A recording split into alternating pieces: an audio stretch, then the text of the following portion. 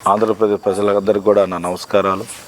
ఈరోజు చాలా దినమైన రోజు. ఎందుకంటే ఒక పేదవాడు 3 పూట్ల భోంచేయాలి, పేదవాడు లక్షాధికారి కావాలని తపన పడిన జగన్మోహన్ రెడ్డి మీద ఈరోజు రాయి ఇస్తాం. అదేమన్నా కంట మీద కానీ పడి ఉంటే ఎంత డేంజర్ చెప్పండి. అంటే ఒక మనిషిని ఇలా కూడా చేస్తారా? దేవుళ్ళ లాంటి మనిషి జగన్మోహన్ రెడ్డి గారిని, పేదవాళ్ళ కోసం బతికే మనిషిని పెత్తందారులు ఇలా కూడా ఉంటారు, పెత్తందారులు.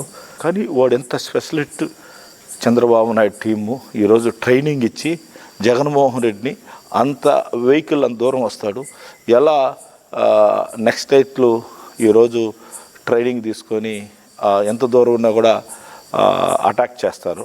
జగన్మోహన్ రెడ్డి మీద అంత లాంగ్లో కరెక్ట్గా కొట్టడం అనేది ఇది ట్రైనింగ్ తీసుకున్నది కుట్ర. ఇది నేను చెప్తున్నాను, ఒక్కరోజు ప్లానింగ్ కాదు, ఆయన బస్ యాత్ర రోజు నుంచి ప్లానింగ్ స్టార్ట్ అయింది. నిజంగా చెప్తా ఉన్నాను, పైన అమ్మవారు ఉన్నారు.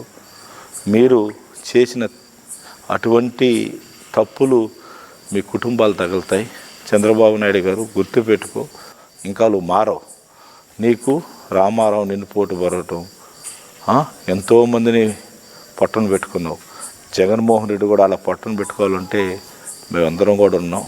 ఈరోజు నువ్వేదో చేసి అలా ప్లాన్ చేసినావు, ఇది పద్ధతి కాదు. ఇస్తూనే ఉన్నాడు జగన్మోహన్, చెప్తానే ఉన్నాడు పెత్తందారులు ఇద్దామని ప్రూవ్ చేశారు.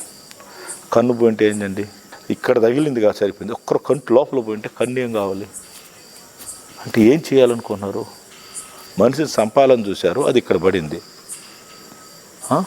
చాలా తప్పు ఇది. ఇటువంటి చర్యలు మేము సీరియస్ తీసుకుంటున్నాం. మర్యాద ఉండదు మీ అందరికి కూడా. ఇటువంటి చేయాలంటే ఒక్కరోజు కూడా మీరు రోడ్లో తిరగలేరు. ఒక్కరోజు కూడా తెలుగుదేశంలో ఒక్కడు కూడా రోడ్లో తిరగలేరు. కబడ్దారు, మర్యాదకి వార్నింగ్ ఇస్తున్నాం. నీకు నీ బ్యాచ్కి అంతా కూడా నువ్వు అరికట్టలేకపోతే యుద్ధం దిగినప్పుడు ధర్మ యుద్ధం చేద్దాం. నువ్వు ఓట్లు అడుగు, మేము ఓట్లాడతాం. ఎవరికి ప్రజల సైడ్ ఉంటారో వాళ్ళే గెలిపిస్తారు. ఇదేంది ఇది ముష్టి యుద్ధమా? ఇదేంది ఇది? మనుషులను చంపేసి గెలవాలంటారా? ఈరోజు పథకాలు తీసుకున్న వాళ్ళంతా జగన్మోహన్ రెడ్డి రూపంలో ఉండే మనుషులే. అంత ఈజీ కాదు. జగన్మోహన్ రెడ్డి గారికి ప్రజలందరూ ఆశీర్వాదం ఉన్న రోజులు ఆ భగవంతుడు ప్రజలే కాపాడతారని తెలియజేస్తున్నాను. ఇటువంటి చర్యల్ని మేము తీవ్రంగా ఖండిస్తున్నాం.